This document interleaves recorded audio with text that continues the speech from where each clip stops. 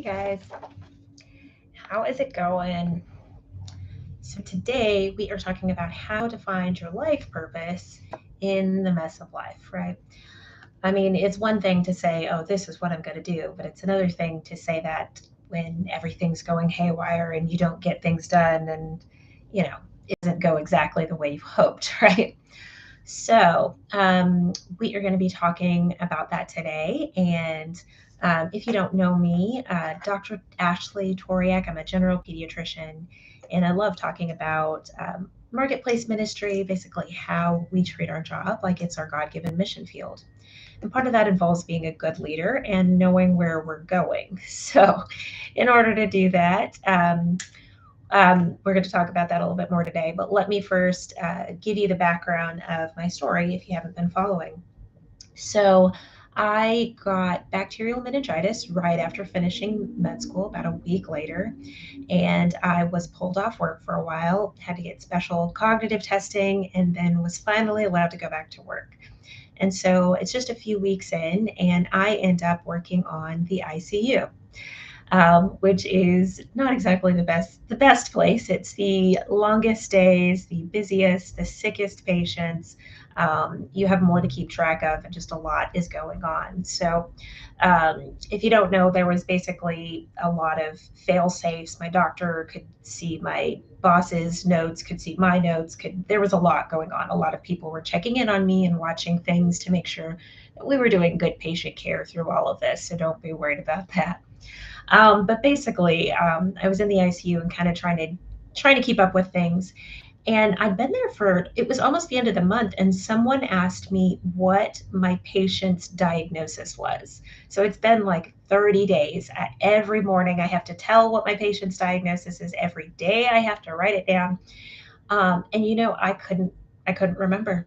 I had no idea what their diagnosis was. I could not remember it at all. So, the first thing I would say if you are trying to find your life purpose, the first step is just be humble. Wherever you are, there's always going to be more to learn. And you will only improve if you kind of admit that to yourself that you don't know everything. There's this idea that that in order to feign confidence or in order to show confidence to other people, we have to pretend to be arrogant, pretend to know it all. And I find that really you don't need arrogance in order to be good at doing your job. And also, I learn more and I get farther and I grow more as a person when I'm always trying to improve and trying to learn. Admitting to myself that I don't know it all is a big part of what's gotten me to living my life the way that I have and getting to be involved in so many awesome things. So the second thing would be to be honest.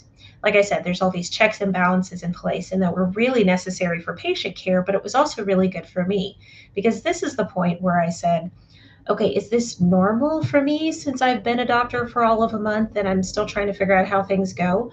Or is this a place where I'm lagging behind everyone else and this is something that we need to work on or get some extra things in place to help me?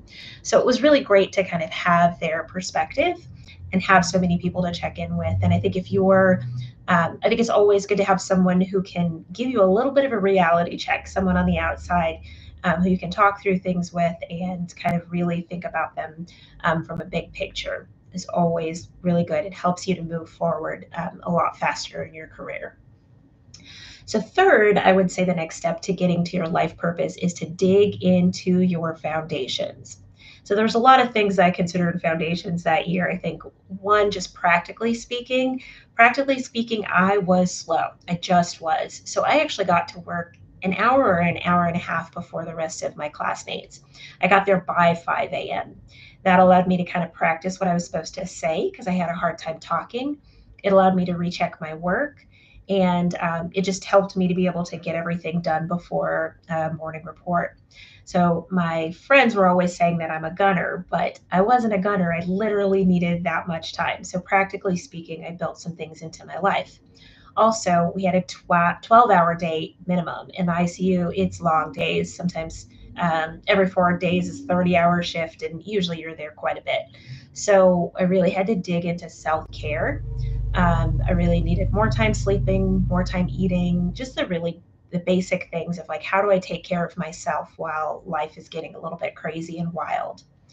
Then I would say I dug into my foundations. So, spiritually, I think it's really important to have good spiritual foundations. I could not necessarily do a quiet time at this particular point of my life. I mean, what am I going to do? Like, wake up at like 3 a.m. to kind of read my Bible and do some prayer? It would have been counterproductive. So I didn't do a quiet time in the mornings.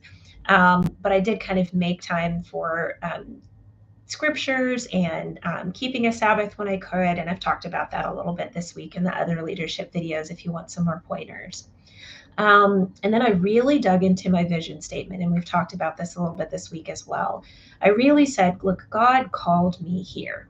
I know it's not looking good and it's not looking easy right now, but I'm not going to walk away until they say, look, you cannot be a doctor, go away. Right? I'm going to keep moving forward, keep doing what I know that God has placed on my heart and what I have wanted to do my entire life. I'm going to keep putting in the time and energy as long as I can to keep moving forward. So, we talked a little bit about developing a vision statement. If you've never done one, I think it's a really good thing to kind of keep you focused, especially when life gets really crazy. Sometimes you get opportunities that come in that are really amazing, and sometimes you get things that come in that really just distract you. But either way, if you've got a vision in mind, if you've got the long term goal set, then it kind of helps you make decisions and keep moving forward. I'm sure you know of a leader, a great athlete, someone who has done incredible things in their life and really had to overcome some bad hardships to get there. And one of the things that they always do is they've got a clear vision for where it is that they're trying to go. So if you don't have a vision statement or you're kind of wanting to work on this, I have developed a little booklet that kind of goes through step by step how you make a vision statement for your life. And like I said, this is a big thing that kind of helped keep me going during the chaos that was my intern year. So you can find that link in my bio if you'd like to get the vision statement. And if you want to talk about it, I literally meet with people all the time. I'm literally meeting with someone tomorrow to talk about their life statement and their purpose in life. And so if you want to talk about it, definitely shoot me a message or an email. So, digging into your foundations. And here's the deal. I'm going to read a little excerpt from my book because this was on my mind the other day. And I think it's just a great thing to remember and to remind us how important foundations are. So, down the hall, people were yelling. The commotion in carts headed in that direction told me that one of the patients was coding or critical. My heart started pacing nervously. I hated codes.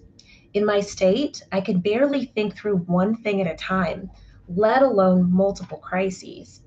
I saw an attending and another doctor run past the windowed workroom where I was, so I didn't follow, knowing the situation was covered. The phone in the room started ringing. My pager began going off, and now the code pager buzzed as well. I reached to press the button to stop the buzzing when the other call pager started rattling in my hip. Seriously? Shouts echoed off down the hall, but nothing that sounded like they needed me to intervene. What was I going to do anyway? I couldn't remember patients' names, let alone what I was supposed to be doing before all the calls started. I reached down to pick up the phone as the second telephone in the room started ringing. Was that seriously 4 pages and 2 calls I had just missed in 30 seconds? Hello? Oh man, where was I? What was the name of this part of the hospital? Forget it. Stick with what I knew. Hello, this is Ashley, was all I could manage. I dropped my pager and it went scurrying across the floor. But on the other end of the phone line, one of the first year fellows called out, Ashley, it is always so great to talk to you. You're always so calm and collected. I stood annoyed, trying to hold the phone between my ear and shoulder and use the other hand to reach in my pocket to pull out the sheet of patients she would be calling about. I sat confused for a second, thinking, calm. Where did she see calm? I was literally shaking.